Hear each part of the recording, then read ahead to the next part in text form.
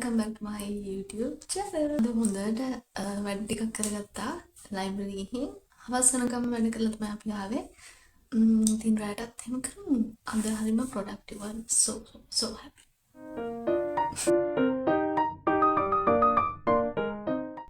ඔන්න ඉතින් අපි අද යන්නේ public library එකට. ඔයාලා මේකට ගිහිල්ලා තියෙනවා නම් දන්නවා ඇති මේකේ තියෙන විදිහ ලොකු ස්ටඩි හෝල් එකක් තියෙනවා. ඉතින් ඔන්න හරිද? ඒකේ තනි මේස දාලා තියෙන්නේ. අයින පෙළිය ප්ලග් පොයින්ට්ස් තියෙනවා. ඔයාලට ලැප්ටොප්ස් මොනවා හරි charge කරගන්න ඕන නම්. හැබැයි ළමයි ඒ ටික අල්ලන්න ටිකක් අමාරුයි. ඉතින් ඇත්ත කියන්න බෑ. කට්ටිය මේ මේස ටික අල්ල ගන්නවා. ඒ නිසා මම නම් කරන්නේ ඔක්කොම මගේ ෆුල් charge කරගෙන තමයි යන්නේ. ඒකයි මං ගාව පොඩි power bank එකක් තියෙනවා. ඒකත් මං අරගෙන යනවා. ඉතින් ඔයාලා ගාව එහෙම මොනවාරි තියෙනවා නම් අරන් එන්න. මොකද ඉක්මනට ලැප්ටොප් බැටරි බහින අයට chance එකක් දෙන්නත් පුළුවන්. මේ ඔයාලා මගේ voice එක ගණන් ගන්න එපා හොඳද? මේ පොඩක් හිම්බිරිස්සා වගේනේ. අපි උදේම ආවා ලයිබ්‍රරි එකට. ඇවිල්ලා තනක් වාගෙන අපි මේ කරන්න යන්නේ අපේ ෆයිනල් එක්සෑම්ස් දෙකෙන් එකක් තමයි රිවිව් රිපෝට් එකක්. ඒක අපිට ලියන්න තියෙන්නේ current trends in psychology ගැන. ඉතින් ඒක අපිට තෝරගන්න දීලා තිබ්බා ටොපික්ස් 6ක් විතර. මම එකකින් තෝරගත්තේ digital dependency. ඉතින් මම ලියන්න යන්නේ digital addiction and dependency among youth. ඉතින් මේක හරියම වැදගත් ටොපික් එකක්. මොකද මම දන්නවා ගොඩක් අය සහ මාත් එහෙම කාලයක් ෆෝන් එකට ඇඩික්ට් වෙලා හිටියා.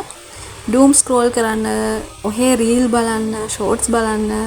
ඒකට කිසිම තේරුමක් නැතුව TikTok එකේ පහළට උඩට යන්නයි පුරුදු වෙලා ඉන්නවා කියලා. ඉතින් ඒක ගැන ගොඩක් විස්තර මම හොයාගත්තා මේ රිවිව් රිපෝට් එක ලියන්න. සහ අපි කොහොමද ඒකට ට්‍රීට් කරන්නේ?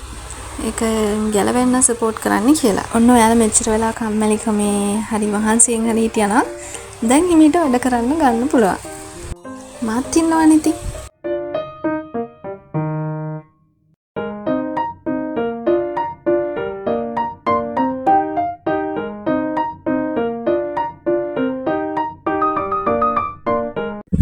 දන්නවද ගොඩක් වෙලාවට තරුණ අය එහෙම ෆෝන් එකට ඇබ්බැහි වෙන්න ලොකුම හේතුවක් වෙන්නේ එයාලා ඒක කෝපින් මෙකැනිසම් එකක් විදිහට පාවිච්චි කරන එක.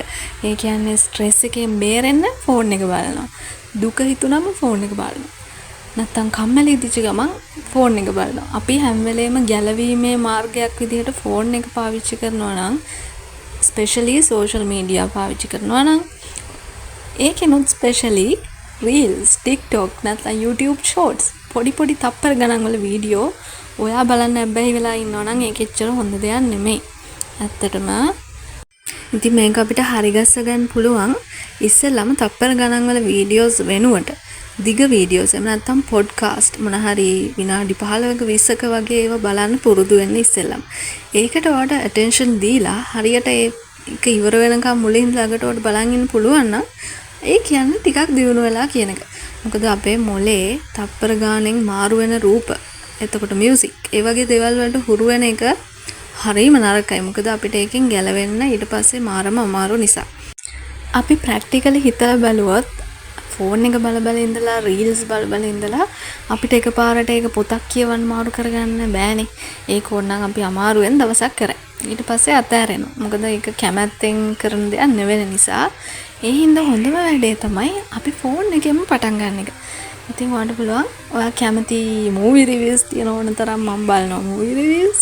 එතකොට වෙන පොඩ්කාස්ට් තියෙන ඕන තරම් ඔයා කැමති දෙයක් දිග දෙයක් අහන්න පටන් ගන්න පුළුවන්. ඒකට කන්සන්ට්‍රේෂන් එක දීලා. ඊට පස්සේ අපේ attention span එක ටිකක් දික් වුණාට පස්සේ අපිට පුළුවන් අපි කැමති වෙන හොබි එකකින් නැත්නම් අපේ ස්ටඩීස් වලින් එක රිප්ලේස් කරන්න. හැබැයි හැම දෙයකටම වඩා අපිට වැදගත් දේවල් දෙකක් තියෙනවා. පළවෙනි දේ අපේ උවමනාව, දෙවෙනි එක ඩිසිප්ලින් එක.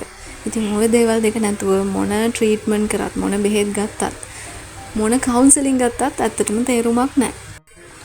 ඉතින් මං හිතනවා අද මේ කිව්ව චුට්ට ඔයා දන්න කෙනෙක් හරි එහෙම නැත්නම් ඔයා හරි මෙහෙම කිසිම තේරුමක් හේතුවක් නැතුව වීඩියෝස් බලන්න බැරි වෙලා ඉන්නවනම් ඒක ඔයාටත් කරදරයක් වගේ නවත්ත ගන්න ඕනේ වගේ නම් මං හිතනවා චූටි උදව්වක් වෙයි කියලා.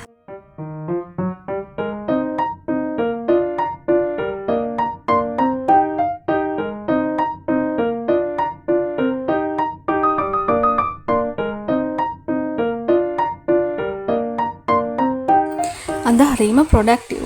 අර කට්ටිය පාඩම් කරනවත් බලන් ඉද්දිත් අපිට හිතනවනේ වැඩ කරන්න පොඩ්ඩක් නිදිමත වුණා. ඉතින් අද ඔක්කොම හිතාගෙන ගියපු වැඩ ටික ඉවර කරගත්තා. කරගෙන අපි ගෙදර ආවා 5ට. මොකද ඉරිදට 5ට වහනවා. ලයිබ්‍රරි එක අනිත් දවසට 6 වෙනකන් ඇරලා තියෙන්නේ. ඉතින් බලන්නකො පාරේ කවුරුත්ම නැහැ. ඊට පස්සේ ගෙදර ඇවිල්ලා කේක් කෑල්ලක් කාලා පස්සේ රෑ වෙලා වැඩ කරන ගමන් මගේ අලුත් ෆේවරිට් ඩ්‍රින්ක් එක බිව්වා. ඉතින් ඔන්න අදට ඔච්චරයි. ආපහු එනකම් පරිස්සමින් ඉන්න.